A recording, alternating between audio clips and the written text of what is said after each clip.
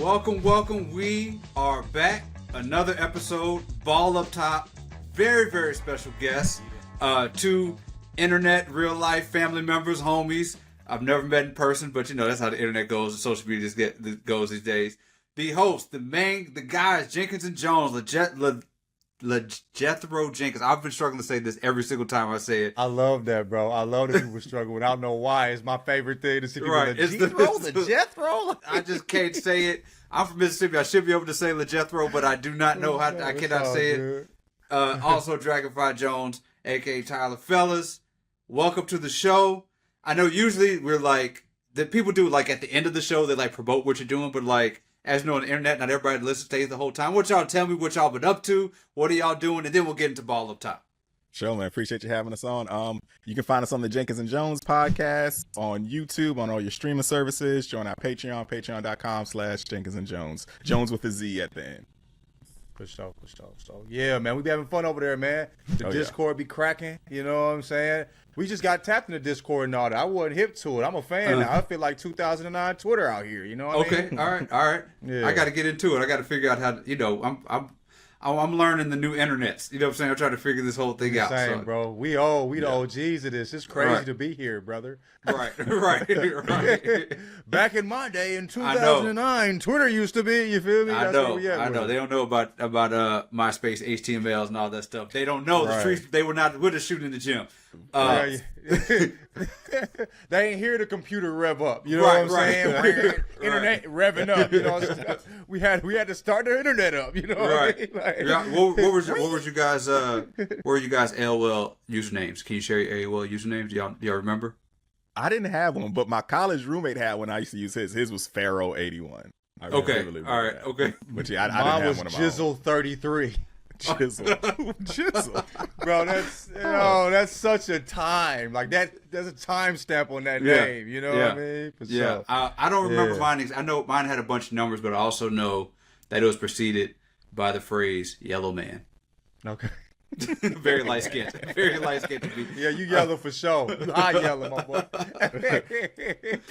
All right, fellas, we're gonna talk. It's actually a perfect time for y'all to be here because we're going to talk about what is probably the end of the Knicks season. We had game. Another great light skinned guy news. Like, yeah. Two high yellows out there battling out. Indeed. And we've reclaimed this. It's been rough. Jimmy Butler was out there destroying the light skins for a couple years. Kawhi Leonard, like there was like a year of my life when Pusha T was dissing Drake and Kawhi Leonard was getting the Warriors about to here, and I was like, I don't want to come across a man in cornrows for my entire life. I think they're coming after all of us. But we are back, baby. Had to walk out with your hoodie on. You know what I mean? Leave the house crazy. But we are back. Knicks, Pacers. First of all, quick instant reactions from what we saw last night. And if we think that this thing is even going to go beyond, I mean, do the Knicks have a chance? We know the 3-1. People say, oh, it happened before. It happened 10 years ago, and it was like a once-in-a-lifetime feeling type of thing. I do not have the feeling like the Knicks were better than the Pacers in Game 1. It felt like that. They felt like this was going to be 7, felt like this was their win. Losing that game feels like it changed the entire series, and I feel like the Pacers have been the better team ever since then. Do you guys have any feeling that this thing is going to turn the Knicks' favor? Did you see anything last night that indicates that? No. Knicks might get another one, but this one's over, dog. But yeah, I mean, the biggest takeaway from this series and the biggest takeaway from this postseason for me is the leap that Haliburton has taken, dog. Like he is stamped and certified himself this postseason. He belongs in those top 10 discussions. I think that as far as point guards go, I think only Steph, Luka, and SGA are probably better. Like, I mean, for him to have in the series versus Milwaukee, the ISO drive on Giannis, you know, to get the game-winning bucket to send the Bucks home. He had that Game 2 versus Cleveland, misses on free throw, gets the rebound, races out to the three-point line, hits the game winner. We had that play in New York where he had the layup and said, screw this, I want to send these dudes home, race back out to the three-point line and hit that shot. His foot was on the line, but, you know, it was still impressive enough. And then last night, 32, 12, and 15, 0 turnovers to zip the Knicks up. Like, bro, he has been the most impressive player this postseason. I mean, I don't even think it's particularly close. I mean, he's a great player. You know what I'm saying? And we've seen it throughout the years, you know what I mean, him getting better every postseason. But like now, like I'm seeing him like last night might have been his best game of his career. Yeah. You know what I mean? And in that moment, when they could tie the series up, you have to go back to New York. You have to play 2 or 3 in New York. You know what I mean? That switches the whole tide. He stepped up like that. Bro, I mean, it's hard to say a person that drops those type of numbers, no turnovers, who's hit the big shots in the big moments, who rises to the occasion, is not a top 10 player. Like, what more do you want out of a player, you know, in these moments and in the playoffs? And he showed out. And it's just really dope to see, like, he was the most overrated player, right? Well, he's on a revenge tour. He's doing, you know what I'm saying? Like, I feel like, you know, you say he's the most clutch player. Well, I got his head on a stick now. Yeah. You know what I mean? You feel like he's taking everybody.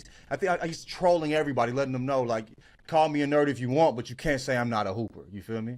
32, 15, 12, 4 steals, 0 turnovers. Crazy. I think he had a rare, what we do not see in the NBA often. A couple things you do not see in the NBA often. He had a perfect game. Like, that. There's just no way around looking at that and saying that was not a perfect basketball game. And in the playoffs, you probably get 1 or 2 of those in your entire career where you could look back and say everything was going. He was responsible for, but like 80 of the 130 points that team scored. Just a monster performance. But also what we're seeing with Haliburton that is so interesting that we usually see like in March Madness is we see somebody like he's having like a March Madness like run where he's going from a guy who I think prior to the playoffs, would you have like thought of him top 15, top 20? Would not have thought of him as somebody who can carry a franchise. You know, he was a solid player, especially the first couple months of the season, struggled to the tail end of last season. And now you have a guy make that kind of leap to now we're talking about him as one of these top tier players, because you can't deny it. He's about to take a team to the finals. We don't see these leaps ever, or hardly ever, in the NBA playoffs where the better team, the more established superstar always wins. This dude has knocked off Giannis, drove past Giannis for a game winner. He knocked off a 64, 65 win Cavs team. Mm-hmm. And then now he's going to go, he went to Madison Square Garden and ripped out the heart of the Knicks. We just don't see this that often in the NBA. And that's what we're looking at. We're looking at a dude who's elevated to the next level. Yeah, I mean, he's a dude. He's one of those rare guys who gets better in the playoffs. Yeah, you know, you don't see that too often with dudes. There's always some type of drop off, and you know, the great players have a very small drop off. But the he really only good averages players 18 points a game in the regular season. Like this dude. He played, if you look at his numbers, he would seem like the second best player on the team. Yeah. You know what I mean? But if he fit in the playoffs, it's been obvious who 1A is. Mm-hmm. Not to take anything from Siakam. He's had 2 incredible games. I think game 2 they won because of him. You know, Haliburton didn't have the best game. But yeah, man, I just if you look at every postseason, it seemed like he's downloaded information and got better during the playoffs. And you don't see players like that as well. And obviously, you look at the roster, like they're a better team, right? But that, when you look at when you see them playing, they seem like they're a better team than the Knicks. But you look at the players, they shouldn't be, right? You know, what I mean, they've beaten teams. If you look down the roster, there's no way that he should be, leading these guys. But I think also emotionally, they take on the way he thinks. Like he's like bro, I don't care, whatever, we gonna ball. I don't care who's up against us. We gonna give everything we have, and we gonna ball. And they all, the rest of the team is taking on that same personality, bro. But yeah, man, I think he's become a 1A player this playoffs, and it's just hard to deny that. So should we shout out the Sacramento Kings now for the trade, or should we wait? Should we wait a little bit later for the Kings? I almost forgot he was a King, bro. King, almost forgot. Traded him because he couldn't play with De'Aaron Fox. Now De'Aaron Fox is not there either. So there is Kings. That. Shout out to Sacramento Kings. Blessing the league as only the Kings do. But I think the thing about Haliburton that's so interesting is the type of star he is, right? Like the type of dude he is, because like he sort of has this sort of interest and swag, but he also has drawn some comparisons. Peach, can we play the video of Haliburton's player style? I don't know if you guys have seen this on the internet. Yeah. About who he may be playing like. We get the video up.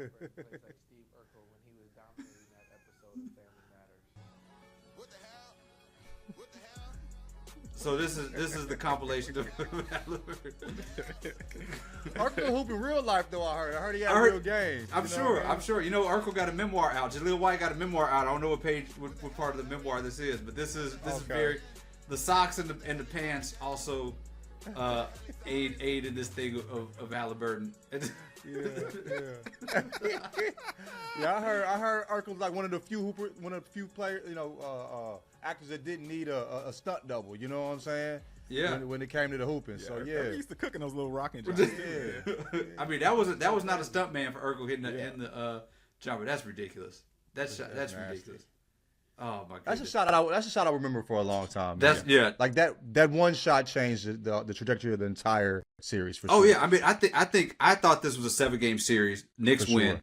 This goes 7. It's back and forth. I think that ended that series. But I think like I'm gonna like vent about how we talk about the NBA a little bit, because there's this like, is Haliburton a superstar, which I think is kind of the most annoying way to talk about Haliburton, kind of annoying way to talk about athletes in general. Because like this dude, I think like once you do something in New York, like that's like a bonus level, right? You do something in New York in Madison Square Garden that elevates you to another level. I don't care necessarily if he has like this sort of swagger of a superstar. This dude has put up superstar numbers, and he's about to be in the finals. And what to me is going to be an exciting finals with him and the Thunder. Like this is going. I don't care what you think about the ratings. I don't care. I don't actually care about the ratings myself, even though I'm sure like it might impact my job at some point. But like I don't care about the ratings at all. This is going to be a very entertaining finals, and Haliburton is right at the center of it. Yeah. When people have that is he a superstar discussion or not, like I feel like I need some verification there. Like, are you saying a superstar in the sense of being an elite player? Because Haliburton for sure is, right? Like he checks that box. Absolutely. No question. That shouldn't even be a discussion. But I think some people are talking about like popularity. Like, is this person going to become a household name? And that is a tough hill for any NBA player to climb, bro. Like, I feel like Bron and Steph are probably the only household names in this league. Like Kevin Durant is even if he's a household name. So that's a really high hill to expect a player to climb. But as far as superstar in the context of being an elite player, hands down, no question, that's a silly argument if you're even debating that. Yeah, I don't really get into like all the other factors like household. I'm just looking at straight basketball. Right. You know what I mean? And when I'm looking at basketball, superstar written all over him. Also, he's fun. Biggest moments he steps up. You feel me? He's boisterous. Like I mean, he demands attention when he's on the basketball court. He does have an awkward game, but I think that also makes him more appealing. Like I mean, you wouldn't think that this guy would play basketball the way he plays, but yeah, he's a superstar in my book. I don't care about all the other stuff, man. This dude is a straight hooper. So what do we do with the Knicks then? So we're of the assumption this thing is done. I'm of the assumption this thing is done. If we're back here next week and the Knicks are somehow in the finals, this will all be moot and we'll all be talking about how we're all wrong. What do you do with this Knicks team, right? This Knicks team is an interesting squad. They celebrated like they won a championship and they beat Boston. I get it. This is an important thing for them. Jalen Brunson, superstar, as we know, clutch player. Him and Cat. I don't know if this thing's going to work. I don't know defensively what this team looks like. They put a whole lot into Bridges. Giannis is out there. What do the Knicks do? Because the East is wide open. Like going back to the Haliburton thing, Tyrese Haliburton could also make this run multiple years because the East is going to be bad for a very long time. Where do the Knicks fit in all this? I think the Knicks take a real long, hard look at Tibbs this offseason, bro. Ooh, I really do. Okay. I mean, because like you said, their window is open. They have a roster that can win a championship in this league that where so many teams are neck and neck. And we are in the parity era right now, where it feels like so many teams have a legitimate shot at being a champion, and the Knicks are one of those teams. And from what we saw from Tibbs this series, man, it's like, time is of the essence. Like I said, for one, we're in the parity era. Two, we're in the second apron era, where every year counts on the books. Yeah. When you have a core together that can win a championship, there's no telling if the numbers match up next year. In regards to that. So, bro, I think they legitimately have to take a long look at Tibbs and decide if he's the guy they want to move forward with. So I'm gonna put you on the spot. If we moving on from Tibbs, who we get? Who's our new New York Knicks head coach? I feel like Hurley at UConn was destined to be that guy. But I don't know if you take, but now I feel like the dynamic has changed a bit from New York from back, that offseason when Hurley was right. taking interviews with the Lakers and such, because I also feel like you need a seasoned guy who knows what to do with these, who knows how to get a team that's right on the brink and turn them into a championship. I mean, and we've got Taylor Jenkins out there. We got Michael Malone out there, guys who got the boot midseason in some surprising moves where, I think that also comes back to the whole second April thing where teams are moving with urgency here. So yeah, I mean, I think Hurley might be in the discussion, but Michael Malone should be the one who they really, really zero in on. I think Okay. Michael Malone be a great fit. I mean, the energy he brings, how he stood up for the Nuggets while there. I think, moving in that way with the Knicks, you kind of have to move that way. They love people like that, you know what I mean? But I mean, one thing that was a glaring fact to me and in the game and in overtime was how tired the Knicks were. Yeah. They were just gassed and Pacers because they're playing 9, 10, 11 at times. You just can't win later in the season like that with these long series when you're just beating your players with these crazy minutes.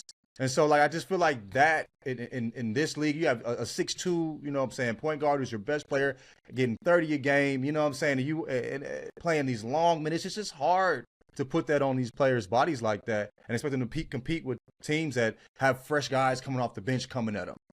So I just think the way he coaches is not made for longevity. Not made for them to to beat teams like the Pacers. But yeah, I think Michael Malone would be a great fit. I think he'd be fun with the Knicks. I'm here to see that. Maybe I'm overreacting here. I have concerns about Jalen Brunson Cat partnership. It's like the fact that when these two dudes are on the court together, their defense is so bad, right? Like like we noticed in Game 3 that when Jalen Brunson sat, the defense picked up and everybody was like, are they better without Brunson? No, because we saw that in Game 4 he was out. They couldn't manufacture offense. I think the problem is when one of those dudes sits, you're putting in a better defender on the court. And come playoff time, you're ISOing on these dudes. You're getting switches on them. And they just cannot hold up on the court together defensively. And I think that's something that the Knicks are going to have to figure out because they surrounding these dudes with good defenders is still not enough because Karl Anthony Towns at some points looks as lost as a big man as you can imagine. And Jalen Brunson's just too small. So I think you have to look at what is the best way to maximize this partnership because offensively they're great. Pick and roll numbers through the roof. I'm just worried about defense come playoffs with those two dudes playing together. Hey, that's another checkpoint. I think in the column from Michael Malone, okay, he's got experience with hiding a five who couldn't defend, with Jokic. So I think that's another thing for like I said, that's a checkbox for Michael Malone there. But yeah, I totally agree with you. It feels like we haven't seen too many instances where Brunson and Cat are both on the floor at the same time, and the Knicks are playing optimal ball. You know what I mean? But I don't know. The Knicks are such an interesting team because they will play the most frustrating basketball you will ever watch and they will still be in the game. And it just doesn't compute, bro. Game 4 made no sense. They should have been down 30 the whole time. And they were just I feel like this is just added torture for New York Knicks fans that they were watching this team play so terribly and they were within striking distance. Like the Boston thing was so was fool's gold for these Knicks fans because they had to believe all the way until the end that they could win even though they looked terrible for most of that game. Unfortunately. If I'm a Knicks fan, I'm going to get me a little side piece. I'm going to get me another team to root for on some fun. Because this is too stressful.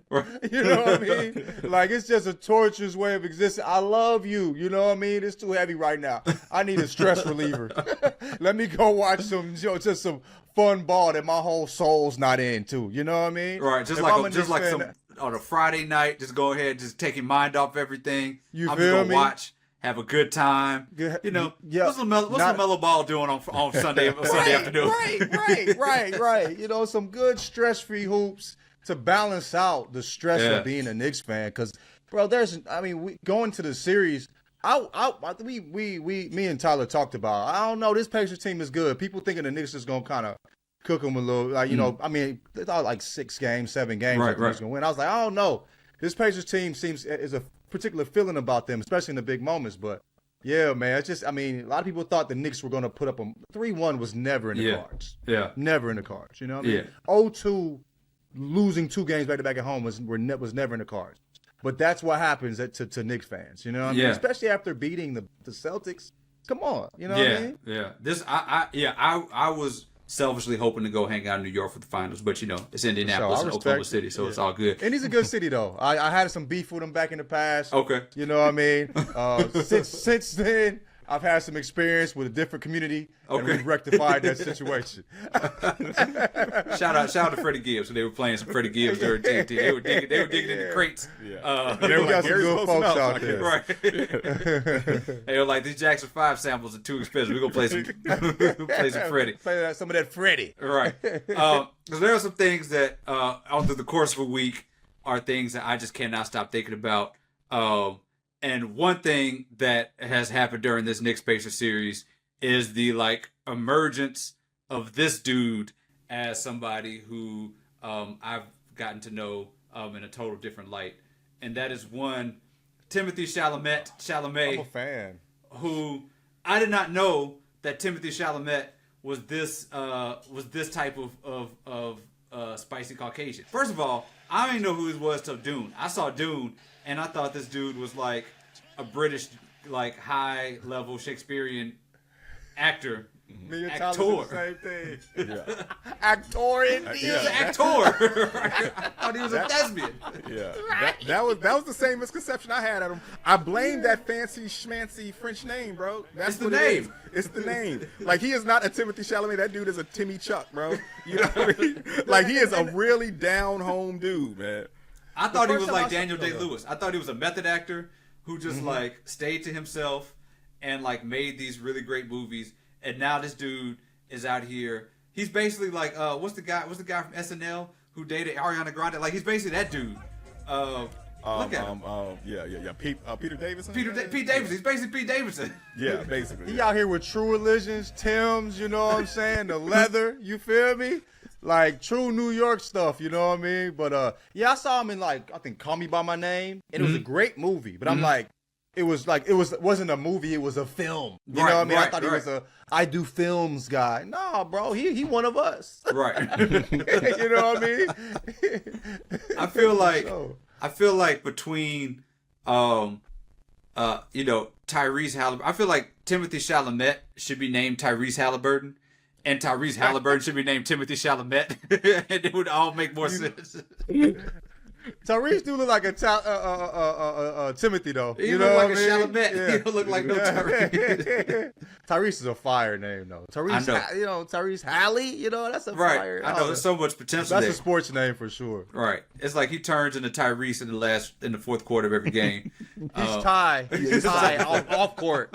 He's known as Ty. He's Tyrese on court. You It's feel me? Tyrese. Then you see his daddy, and it's like, Yeah. there's the Yeah, Tyrese. That's the Tyrese. His daddy named him. His daddy. His daddy definitely named him. You hear me? His daddy said, "Let me get on." He said, "I got one condition." Yeah. First date, he told Right, him, my right. son's name will be Tyrese. Okay, for sure. Yeah, we can figure everything else out. But yeah, So that's what's on my anything on you guys' mind. What's anything burning you up? Thoughts about anything that you cannot stop thinking about this week? Sports, unsports, anything that's on your folks' mind. Let's let it out in the streets. Let people know what your takes are, what your thoughts are, what you got. Where you at with OKC Mini? So this thing is done. It's done. And I mean, Minnesota has maximized, I think, their potential every single year, right? Like, they've done more than you would expect. They're just not going to beat this OKC team. You run out of dudes very fast when you play this Thunder team. Mm-hmm. I think that they, like, 1 to 9 are just better, to a person. And their defense is one of the best defenses we've ever seen.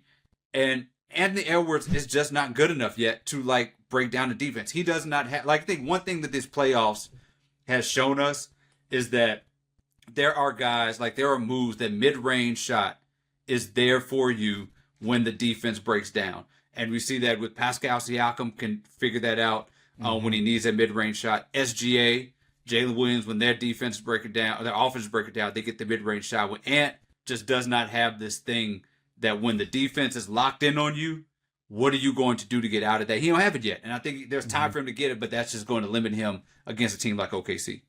Yeah, totally agree. what do you think about like Ant's stock as a whole? I just feel like we talked about this. Me and Tyler talked about it. They're pretty streaky, and Right, I yeah. had kind of had the feeling that Ant shows up if nobody else shows up. Right. But that hasn't necessarily been the case. Yeah. You know what I mean? And we've seen that a lot in this series.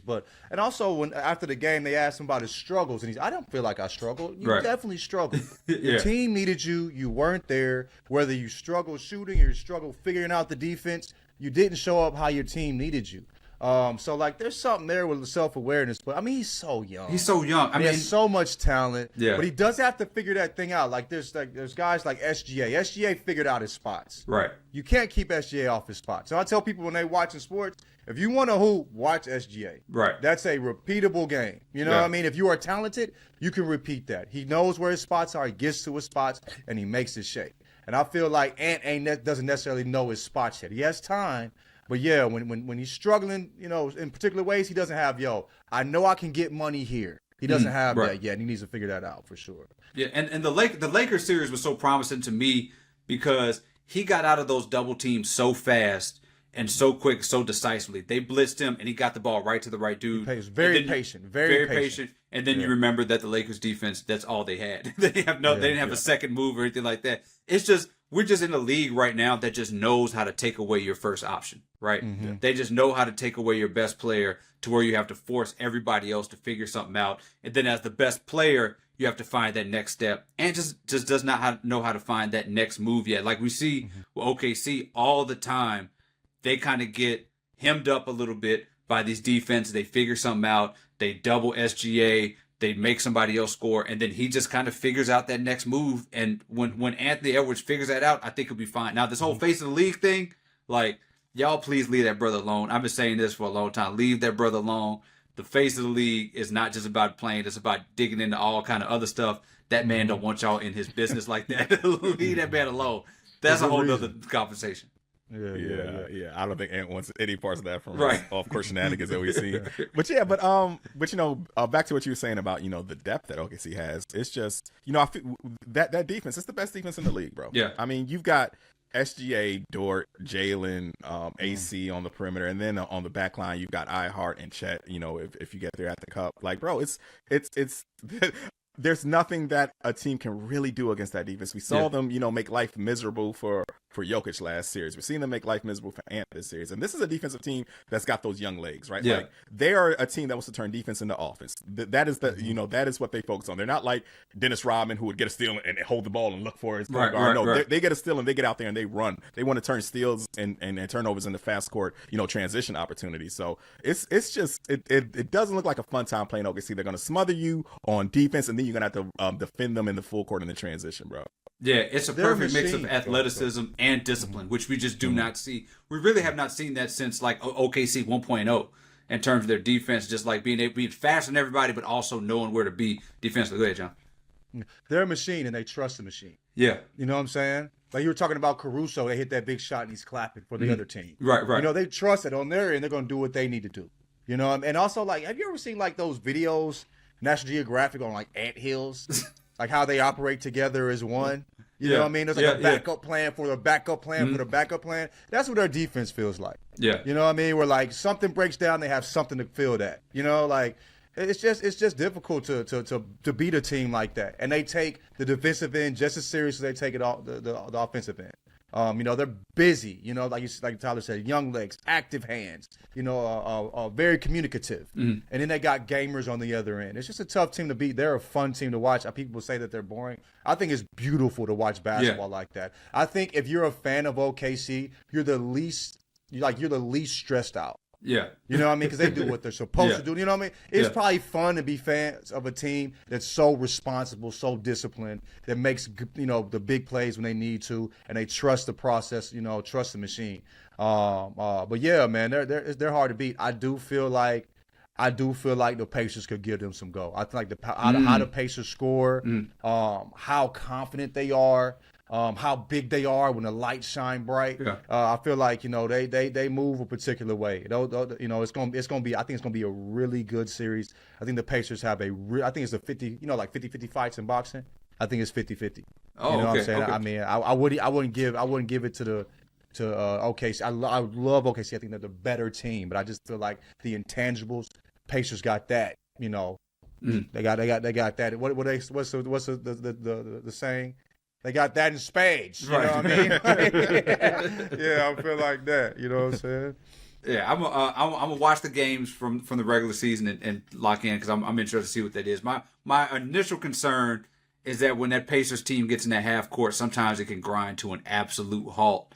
And OKC, like if they're grinding to a halt against the Knicks in that half court, what's OKC going to do to them in the half court. So I'm really interested to see what that looks like. John, before we head out, anything on your mind, anything you can't stop thinking about this week that you want to get off your chest? I was talking to the homies about this, man. Anthony Hardaway. I've been every time I see a video of him, I'm just brought back to a particular period in time, and I really feel bad for hoopers, fans of hoop that didn't get to see this man play, because I can't describe how good he was just in words. You had to be there. I can't show, like, the stats alone aren't going to speak to who he was and how big he was, and how, like, if he would have stayed healthy. So, man, I just hate, like, him and Grant Hill. We was talking about that earlier, man. Those two, every time I see it, like, Grant Hill would make food of Scottie Pippen, and that's not to disparage Scottie. That's to speak to, like, how Grant Hill just had a package. You know what I mean? Pause. That was undeniable. You know what I mean? But for sure, bro, like, he was just special. So I just those, I've been thinking about players like that. Nick Van Exel, that, you look at the numbers, you ain't gonna feel some way. But, like, particularly Anthony Hardaway, like Penny was just so fun, so special, so good. And I hate for that hoopers that love basketball didn't get a chance to really watch that man. You know what I mean? Yeah, and they don't get to see him. Then they come here on the internets and, like, disparage those guys, stuff like it's amazing. Like, we look at somebody like Jason Tatum, who just obviously had this devastating injury, and it's like, he'll be back in a year, but we'll see. You know what I'm saying? We'll see what it looks like. And you look at Penny, you look at Grant Hill, and the technology and the stuff at the time, their careers were done from these injuries and never recover. And the thing about Grant Hill that I always think about is the fact that this dude played until he was like 40. Even with all of that, was, like, serviceable on teams at 40, even though missed, like, all these years. Like, to imagine what, like, LeBron 1.0 or prequel LeBron would have looked like as Grant Hill. And especially in this era of the NBA with the wings. They would have ate in this era. They would, you know what I'm saying? Like, they would have got to move in particular ways and play in particular ways that they didn't at that time period. So yeah, I agree. Yeah, it goes back to what John said about how just looking at the stats, if you weren't there, no justice gets done to these players if you didn't actually see them in real time. Like just last weekend, there was this whole little slander fest of these youngins going at T-Mac, and I was like, bro. I was like, okay, the whole never making it out the first round of the playoffs. I get it. Yeah. Big mark on his card on that. But you had to be there for Team. You had to see it. There was like a 5-year argument of who's the best wing in the league, him or Kobe. Yes. And it was about 50-50 with the home. During the Lakers chips, yeah, right. It was 50-50. We were saying, like, who's next, who got it. He started getting hurt and Kobe took off. But yes, we were like, bro, it was not crazy to say it's T-Mac's league in the future. Well, then you got to think, when T-Mac and Grant Hill signed to Orlando, it was like, oh, it's going to be Lakers and the Magic in the finals for a very long time. Like, and we don't know. Like, there were games and long stretches where you watch T-Mac and Kobe on the court playing against each other, and you're like, I'm not sure which one of these dudes would win. I'm not sure which one of these dudes is better right now. Bro, I would say offensively, T-Mac was better. He didn't have the defense side, but I remember they would guard each other. Yeah. And I remember he shook Kobe off the pivot with just a shoulder shimmy that made Kobe fall. Right. You know what I mean? Like, and Kobe was a great defender. Like, no, I'm not on none. I'm just saying I'm not taking. I'm not pooping on anybody. Sorry about that. You have to edit that out. You know what I mean? But yeah, I'm just saying, like this guy was special. Yeah. And for, like, it's just, and, like, I can't, he doesn't have the hardware and stuff that, like, it's like that. But when they were saying that KD would have cooked him 11-2, I'm like, are we talking about the same T-Mac? Yeah. Like, yeah, he had to guard KD, but KD couldn't guard T-Mac either. That man was unstoppable. Right. And so, I think he averaged 32 points in the season once or something. I mean, this dude was absolutely unstoppable. 32. With no, like, with that Magic team that was not really, I can't even think of who really the second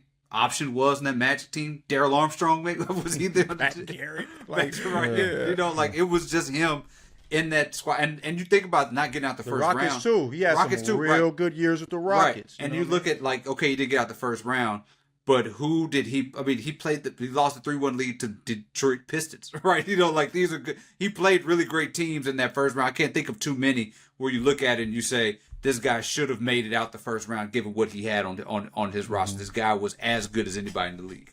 Youngins, just youngins. And I get if you just look at the numbers, bro. right. But like, bro, roll that beautiful bean footage, baby. You know what I'm saying? Yeah. Look at that. You see what time it was. That man, and it looked like he was going half speed. Right. And I felt like nobody ever really had to pressure him, even when Kobe was guarding, when they was going back and forth. You know, he wasn't really fighting to get that drop that 30 on Kobe. Like he was just a natural bucket. Yeah. T-Mac's game it's one of the prettiest games I've ever seen in my life as a basketball fan. It was silky smooth and explosive at the same time when he got to the cup. Like he would do the prettiest, you know, sham god shimmy around the back, you know, to get to the bucket, and then he would try to murder you at the cup. Yes. Bro. Like going off the glass on your head type stuff. You know what I mean? Like go anybody watch this YouTube Rockets, Spurs, T-Mac comeback. I think he had like 13 points in the last minute and a half or something like that. Something like that. It was 13 and 8. It was like 13 and 8, something crazy like that. Madness. Yeah. So children, go out there and get off the TikToks and go look at T-Mac footage. Fellas, it's been great. It's been good to kick it with y'all. Sure, man. Happy to see y'all doing well and all that good stuff. You, my boy. Remind everybody, where can we find you? Where can we see? Yeah, Jenkins and Jonez podcast. Jones is spelled with a Z on all your streaming services. Hit our Patreon too, patreon.com/Jenkins and Jonez. Appreciate you having us, my boy. Man, absolutely. It was fun, dude. Absolutely. Love talking real hoops, man. Like real hoop fans talking hoops with real hoop fans. It's always fun, G. That's the way to go. All right, fellas. Everybody give him a follow. One of the best pods, video conversations that you can find on the internet on a given week. Two of my favorite guys that I've never met in my life, but I feel like we play cousins real life or something. Friends, though. Right, exactly. The lines is blurred now, bro. You're a homie. Right. All right, everybody. This has been Ball Up Top. Catch y'all next week.